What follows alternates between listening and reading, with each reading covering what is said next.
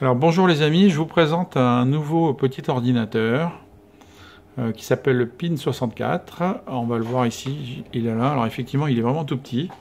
Oui, c'est ce petit boîtier là qu'on voit là, tac. On voit par rapport d'ailleurs par rapport à un Mac Mini à côté. Donc quand même, il est quand même beaucoup plus petit. Il tient dans la poche. On le voit là, PIN64. On voit pas très bien, mais c'est PIN64. Donc dedans, c'est la même carte mère qu'un téléphone Android. Voilà. La différence, c'est qu'on va le brancher avec un câble HDMI. Hop, on va le brancher sur une télé ou sur un moniteur. Voilà. Donc la télé, c'est avec le câble HDMI, ou c'est un moniteur, c'est avec un adaptateur HDMI DVI. Voilà. On va brancher souris clavier. Alors j'ai testé avec n'importe quelle souris clavier, ça marche. Il faut juste, quand vous branchez un clavier en français, il faut aller le configurer pour le mettre en AZERTY à chaque fois. Enfin, la première fois. Voilà, c'est tout. Et n'importe quelle souris, ça marche aussi. Voilà. J'ai testé aussi avec les claviers sans fil Logitech qui ont intégré un pavé tactile à côté du clavier. Donc ça, c'est très bien pour une utilisation, par exemple, dans un canapé devant la télé. Voilà. Donc sinon, le système d'exploitation, on peut installer un petit peu ce qu'on veut. Il y a des systèmes Linux. Et là, j'ai installé un système Android qui s'appelle Remix OS. On le voit un petit peu dans un coin, là, Remix OS. Voilà. Et Remix OS, en fait, c'est une version d'Android pour les ordinateurs. Donc ça tombe bien, parce qu'on va faire un petit ordinateur. Voilà. Ceci dit, on retrouve les mêmes applications Android que dans votre téléphone. Si on va sur le Play Store de Google, on va pouvoir télécharger n'importe quelle application du Google Play, voilà, Play Store. Et puis, on retrouve en fait toutes les applications. Voilà, tac, tac, tac. La grosse différence, c'est qu'on utilise la souris et des fenêtres. Alors, on voit les petites fenêtres en haut, là. Il y a toujours la petite croix pour fermer. Le petit dessin pour agrandir, le petit dessin pour réduire, voilà. On peut télécharger nos applications.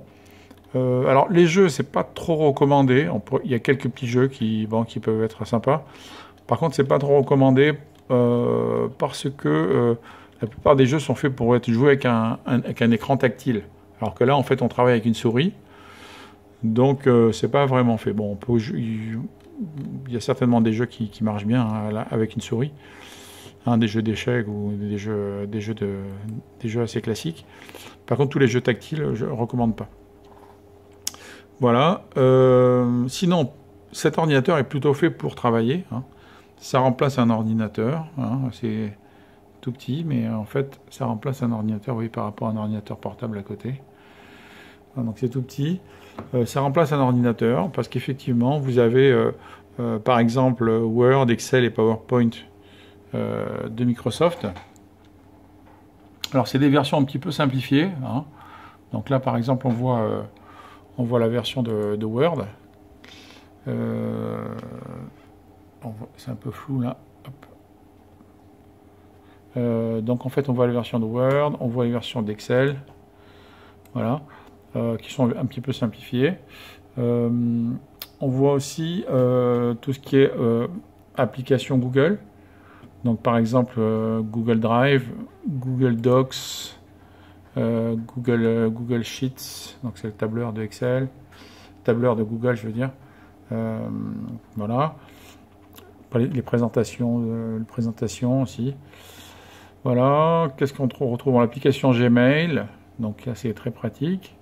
Donc Gmail on peut accéder aussi avec un navigateur Google Chrome qui est installé aussi. Voilà. On peut accéder aux emails aussi bien avec l'application Gmail ou en allant sur le site web de Google, sur le site web de Gmail. Voilà, quoi d'autre? L'agenda, pareil. L'agenda, vous pouvez utiliser l'application d'agenda ou aller sur le site web de Google Agenda. Voilà, on retrouve après, j'ai testé des petites applications de télévision, Canal+, Sisplay, Plus, ça marche. Netflix, pour l'instant, ça marche pas. J'ai testé, ça marche pas. Je sais pas exactement pourquoi. Mais Netflix pour l'instant ça marche pas. Quoi d'autre? YouTube marche bien. Voilà. De toute façon, je pense que vous pouvez utiliser toutes les applications que vous voulez en fait. Quoi d'autre? Sinon, alors ce qu'on retrouve en bas, c'est la barre de tâches, hein, qui ressemble un peu à une barre de tâches Windows. Donc avec un bouton démarrer. Donc, dans ce bouton démarrer, on retrouve les applications qu'on a téléchargées. Voilà. Il y en a d'autres encore, je sais plus. Voilà, je fais défiler la petite molette de la souris là pour faire monter et descendre. Ouais, ça marche bien.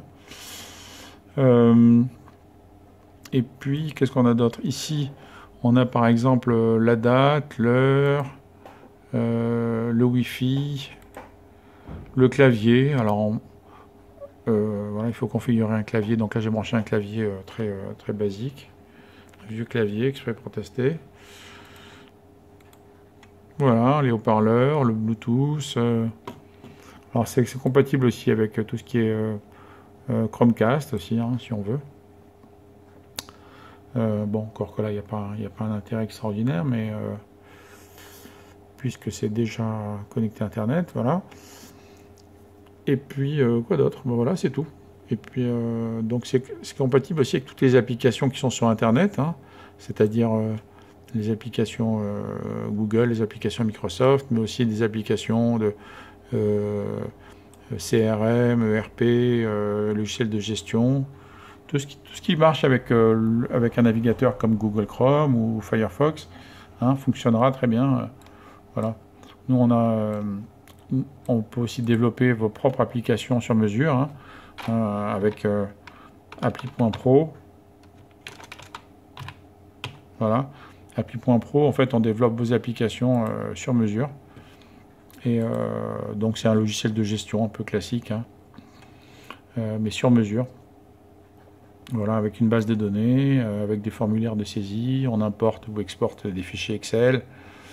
Voilà, on crée des formulaires sur mesure.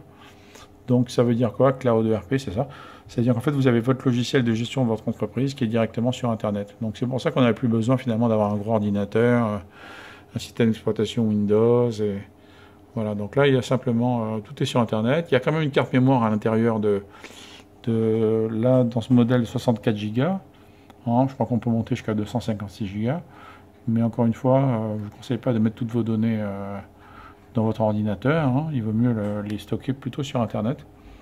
Voilà, dans des applications comme appli.pro par exemple, ou d'autres. Voilà, à bientôt.